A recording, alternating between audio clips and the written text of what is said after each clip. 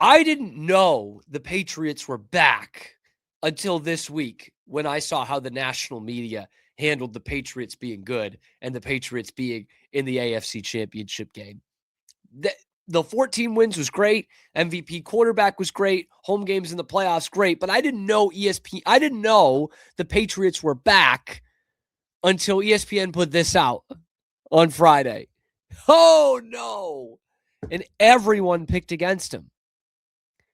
And then they win. They win by 2 scores, going against everybody on this panel for the worldwide leader in sports, which, look, sometimes you get picks wrong. Anything could happen in sports, but, like, come on, dude. Like, really, all 5 of you thought the Texans were going to go in there and beat the Patriots? You really thought that in your heart of hearts? Apparently so. And then the Patriots do that. They go in and beat them. They have one of the most dominant 2-game playoff stretches for any defense in NFL history. And, well, ESPN says, well, that's nothing to be impressed by. I mean, if you're Houston, you win that game with 31 other quarterbacks. And it's unfortunate. With Jarrett Stidham? And any other quarterback. I mean, don't ask that It's unfortunate that we don't get this defense not only in the AFC title game, but then more than likely in the Super Bowl if they win that game yesterday. No. Bad quarterback play wins that game. Bad quarterback play. The pick 6 and the fumble, that's 10 points right there. Now, credit New England. New England made some crucial plays in crucial moments. Drake May's touchdown to the 4th down to Douglas, the touchdown to Steph with the ball placement, the booty play, no question. But if you're Houston, I think Houston and Buffalo walk away from this weekend sick to their stomach because they look at all the self-inflicted wounds. And Houston is just going to sit there and go, if 10 turnovers by CJ or 5 picks, 5 fumbles in 2 games in the playoffs. Yes. And I think now if you're Houston, you're going to sit there and go, what do we do at the quarterback position in the future? Oh, man. See, this is the thing. It's like you hear it in there. Oh, I feel so bad for Buffalo and Houston. Like it's this great tragedy that the top 2 teams of the AFC are playing in the AFC Championship game. Oh, it's just so bad for the Texans. This defense should be in the Super Bowl. All we do all season long is talk about quarterbacks, and now all of a sudden we want a great defensive team in the Super Bowl because it's not the Patriots. Like, this is the shit that I know. Like, I see that, and I'm like, we're back. We are all the way back. Dan Orlovsky is in an absolute blender because he said the Patriots can't go to the Super Bowl.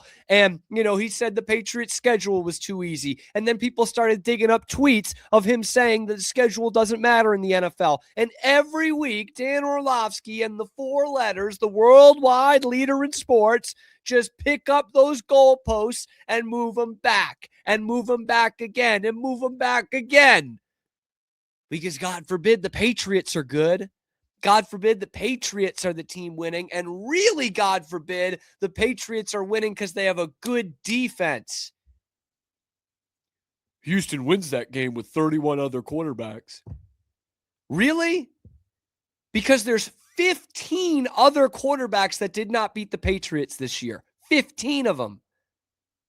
So how many teams' backups can beat the Patriots, Dan? What a blowhard. Like, seriously. 31 other quarterbacks. Oh, what about Jarrett Stidham? We didn't answer that. What about Justin Herbert, man? Because all I heard the whole week for the Chargers was touting Justin Herbert and how good he was. He did have a good year. And how he should be a dark horse MVP candidate because of what he did with what he had around him. But now he's a bum? Because he couldn't beat the Patriots. Josh Allen lost to the Patriots this year. But of course, 31 other quarterbacks can beat them in that game. That's so disrespectful. Like, genuinely. That is a spit in the face of this Patriots defense. I love it.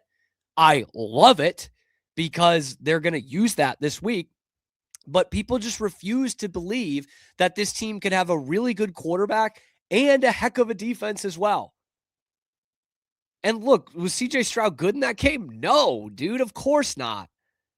But to sit there and say 31 other quarterbacks could have beaten them is so ridiculous and so disingenuous. Like, turn off your TVs, man. If this is the best you can get, the money they are pouring into that studio and into those hosts and into those suits and into those freaking haircuts, and that's the best they can give you. 31 other teams can beat them. Oh, sorry, Dan. Did your prediction not go right? Did the Texans not go into Foxborough and beat them 20-17? Oh, no, Dan. It must be someone else's fault. You can't just be getting something wrong. And it's not even just ESPN. How about the NFL Network, too? And think about now, if you're a Patriots fan, you just had this strange, first of all, in the last week, you kicked the crap out of the Chargers, who didn't really show up. Now you have the C.J. Stroud nightmare game. And now you go against Jarrett Stidham. It's a very strange path. So let's pause it here, okay? Because this is Patriots hating 101. It took a break for 5 years, and now it's back. We're getting back into the textbook, okay? The Chargers were good until they didn't show up. Again, not the Patriots kicked the shit out of them, which is actually what happened.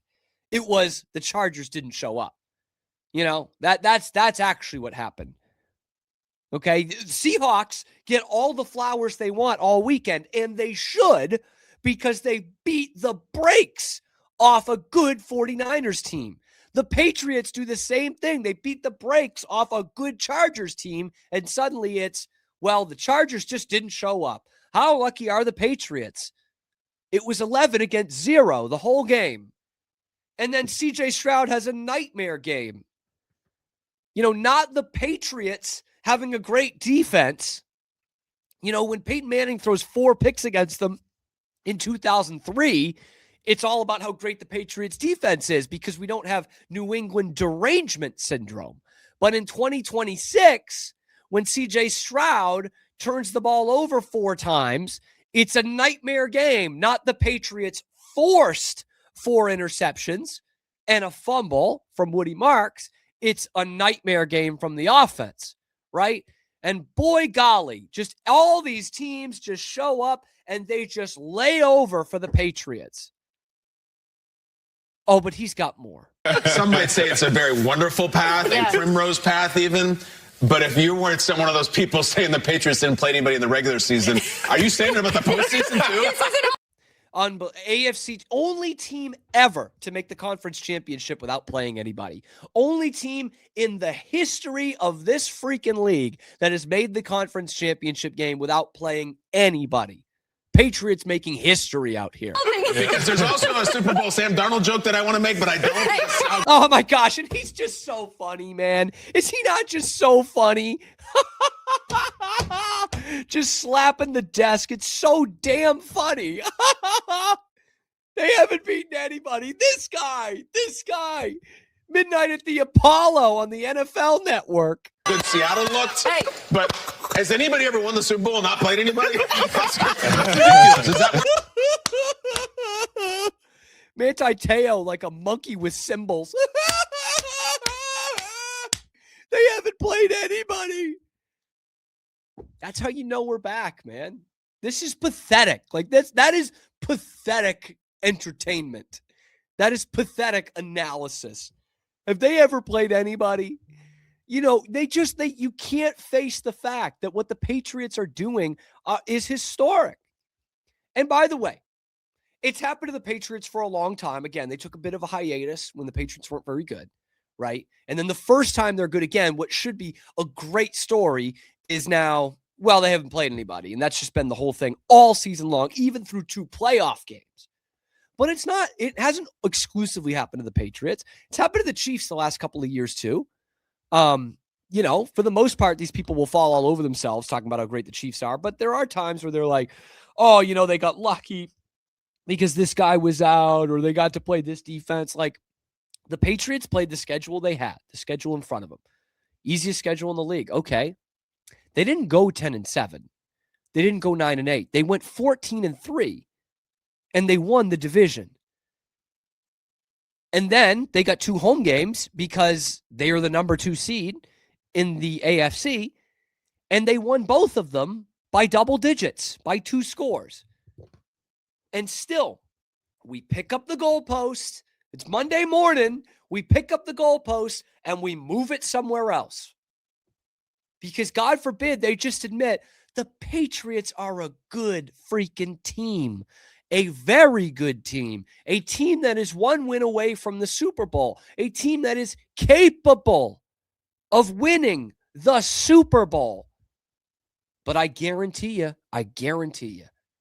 let's play this out. Knock on wood, the Patriots beat Denver, and then they beat the top-seeded Seahawks in the Super Bowl. And Monday morning, some of these clowns are going to come on with their suit and their haircut, their $200 haircut, and their makeup done, and they're going to say, well, do you even count winning a Super Bowl when it's against Sam Darnold? And all these other Muppets will be, ha, ha, ha, ha, ha, this guy. That's what you're going to get. I can already see it. You know, and I know that is what you're going to get. That's why on the rally towels in Foxborough, it says this. We all we got. Because these people that do this for a living just cannot look in the camera and just say, man, the Patriots are good, aren't they? Maybe we were a little bit off about the Patriots because now they're doing it in the playoffs. And they're winning convincingly. And their defense is making these quarterbacks look like they shouldn't even be in the league. But no, the Patriots didn't do anything. This is all the byproduct of every team they face deciding to lay down and suck when they play the Patriots. That's just if you watch ESPN or NFL Network. That's kind of the vibe you get there. It's so ridiculous, but it does once again go to show the Patriots are back. They have everyone doing these mental gymnastics every week, every day, every hour to tell you why they're not deserving of it. This is what they do. Jarrett Stidham being the quarterback for the Broncos is a break. Of course it's a break. But do you think they really would have been saying that? Do you think they really would have been touting that if the Texans had won? If they had said, oh my God, the Texans are going to go to the Super Bowl. They faced the worst division winner in football. They faced the team with the easiest schedule in football. And then they faced Jarrett Stidham. Do you really think, ask yourself honestly, do you really think they were going to say that? Do you really think they were dying for a quarterback of CJ Stroud's ilk to be in the Super Bowl? That's what Dan Orlovsky wanted. Oh, it's such a shame this defense won't be playing in the Super Bowl. Give me a break, dude. You can't tout these teams all week and tell us why they're going to beat the Patriots. And then when they don't and don't come close to beating the Patriots, you can't just then say they suck. Or if you do, pack your bags and head to Bristol, Connecticut. You've got a job at ESPN, baby. The worldwide leader. It's bullshit. But let me know what you think in the comment section below. ESPN exposing themselves. Again. Look, I've read the book. And how you feel about the Patriots being back and this total Patriots derangement syndrome being back. Let me know in the comment section below. Be sure to like the video. Subscribe to the channel. We come at you every weekday, 1 p.m. Eastern time, live on YouTube. And wherever you get your podcasts as well. Your lunchtime alternative to Boston Sports Talk Radio. It's right here on the Wicked Boston Show with Cam Stewart.